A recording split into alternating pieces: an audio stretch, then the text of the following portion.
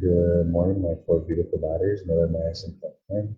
I'm going to read to you. This is the redacted Michigan State University Police mass campus shooting report.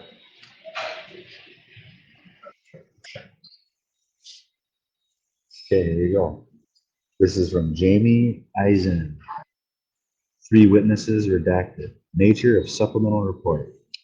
I am currently assigned as it's a typo, detective for the Michigan State University Police Department. In this role, I am tasked with collecting evidence and conducting interviews related to the shooting that occurred on February 13th, 2023, on the campus of MSU.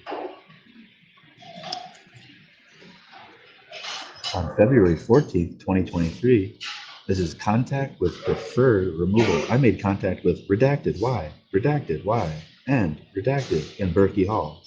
Redacted, blank, redacted, and redacted are employed by preferred removal services. They facilitated the transport of Berner and Anderson from room 114. Okay.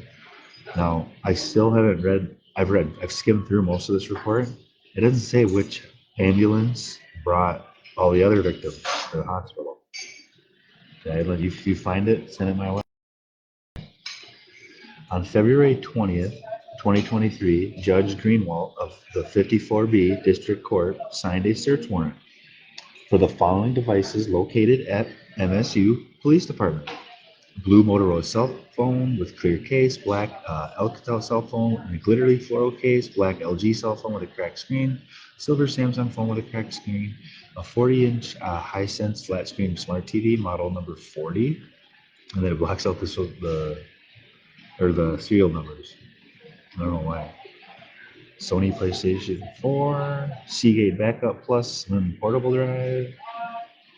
On March 7th, 2023, I complete a return and tabulation for the electronic devices. A copy of the return along with the search warrant was provided to the 54B District Court. Search warrant to Google LLC. Google's still an LLC? Dang. On February 23rd, 2023.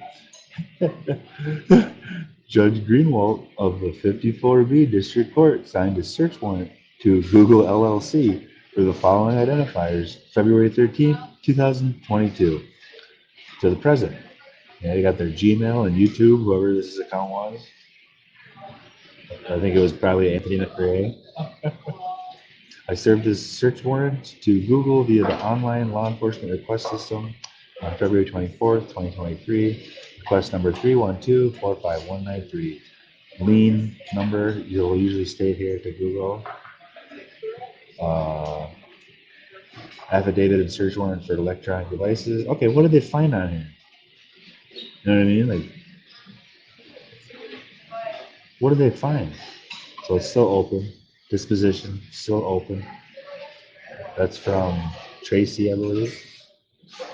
Oh, that's from the detective. Now, could be a patrol officer just assigned as a detective.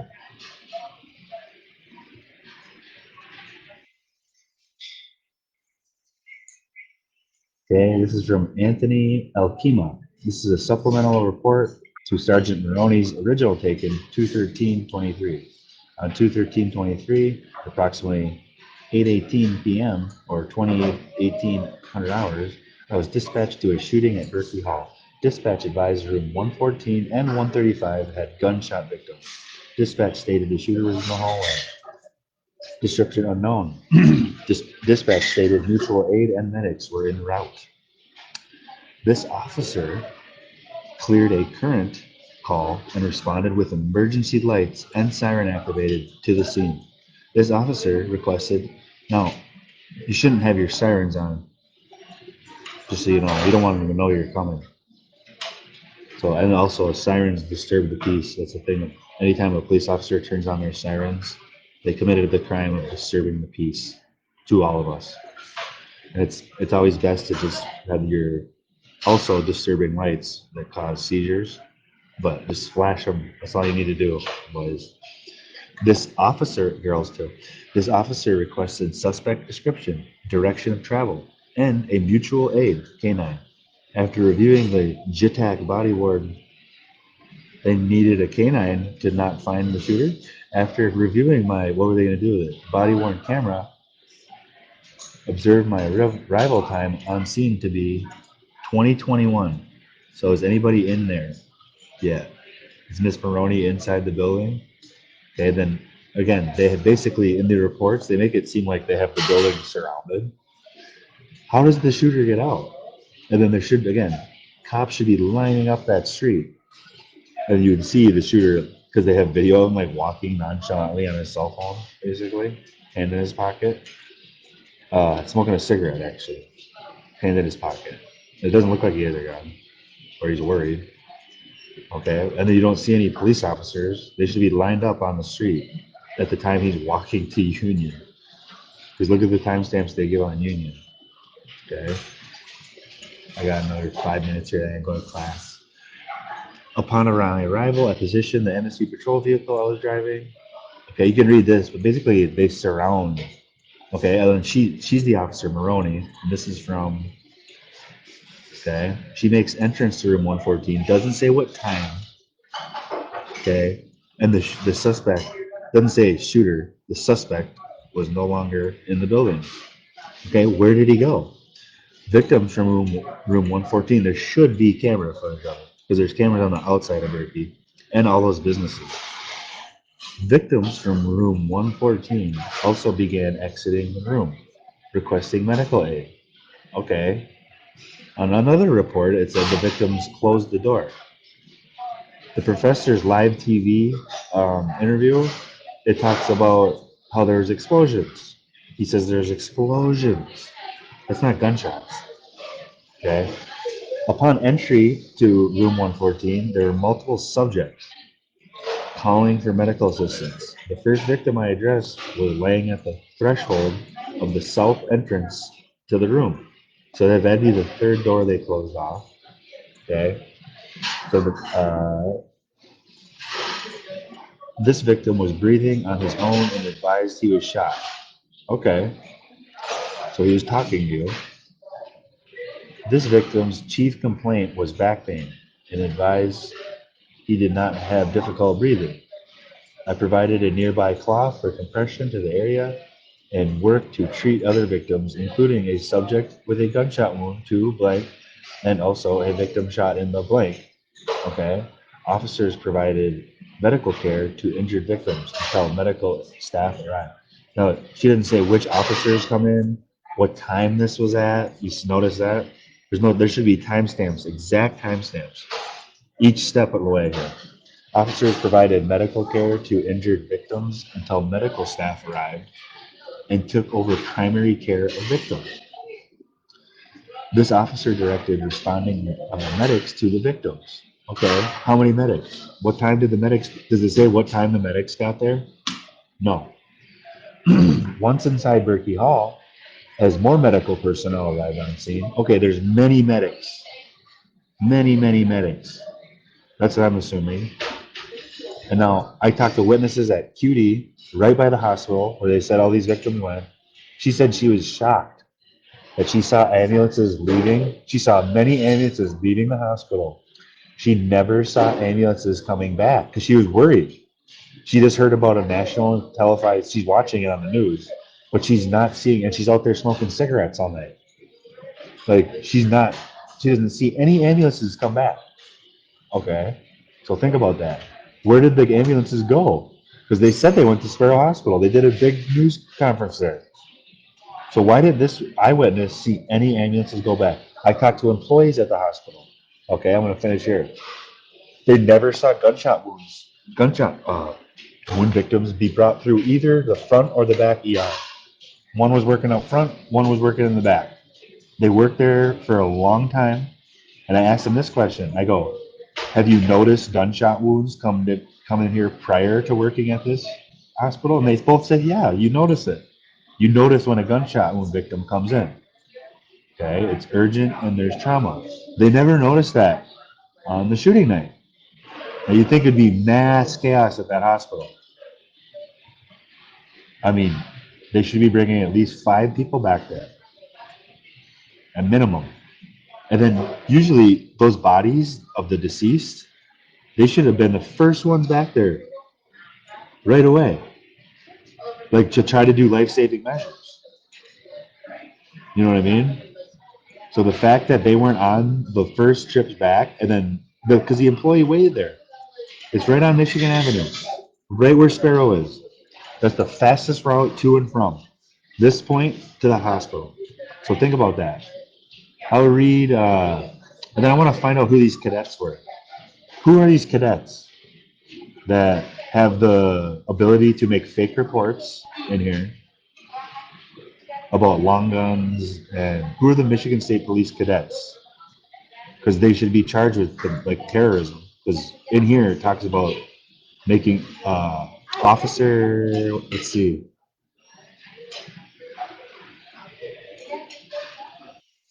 Who are the Michigan State cadets? I asked some kid on the elevator yesterday, but I have no idea. Was that like a secret club?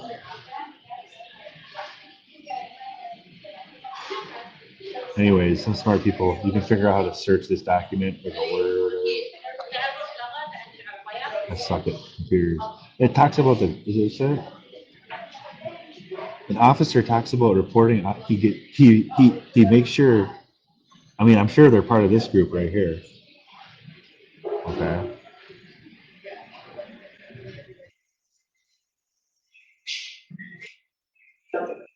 Yeah, I think the fact that the Nazis made it on this report, that tells you it's like, okay, who did this?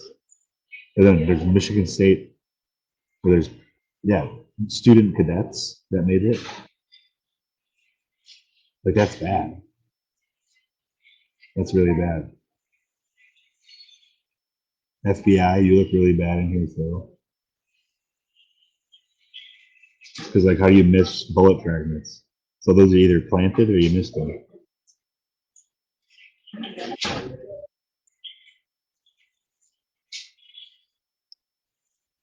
There's a lot of plants around here, so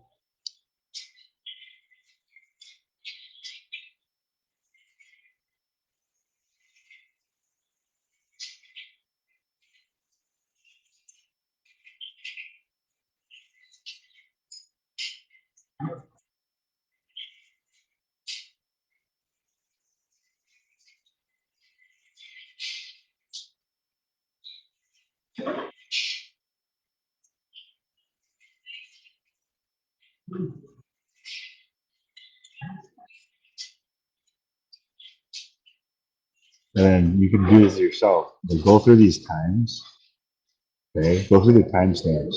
How can they have times for this? Not when ambulance drivers arrive. You know what I mean? So I'd go through this entire report. I mean, every page there's serious lies and flaws. And then the fact that they redacted it, and you can prove it in the words themselves. Like let me share this with you. For an example, every police officer in America, I want you to understand this. Every 40 seconds, a child goes missing in America.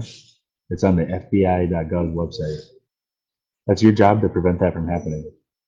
Now you park here, the cafeteria at the university. Whenever you guys come eat here, you park here on the no parking zone in the very front, just like I'm better than everybody else.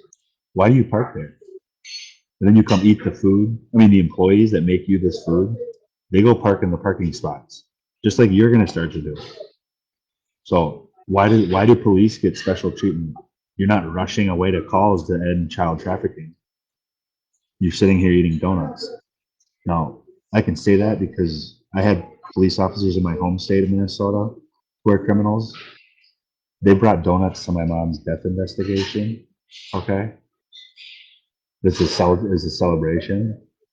Okay, because she found out about your little club, your little boys club. So I've just I've been very nice to police officers. I've tried to believe in them, but the more and more I see is you think you're better than everybody else. You're not. You're actually not in the Constitution. You're actually more criminals than anybody else. And the fact that you park your car where nobody else parks their car proves it. Are you in the mob or something? You a criminal cartel? Nobody can touch you. Just park in the parking spots where everybody else parks. Okay. Stop the, once you fix this statistic that every 40 seconds child goes missing in America, then we can talk. But that's comes to 800, over 800,000 children in America. They go missing. Well, you park your cars and eat donuts out here. Okay, then make up these fake reports with cults in them. So go do your jobs and stop the child trafficking. Then you can park there. No, no. Then it says you're better than everybody else. Park where everybody else parks. Yeah, I don't care if you leave your car running. I think that's great. But why do you leave your car running too? Don't we pay for your gas? Shut it off. Okay? If you need to run to a call, I mean, run the extra 5 feet to your car. Some of you could use it. Let's be honest. Okay? I'm sorry. Major Payne's coming here. Watch that movie. It's a great movie.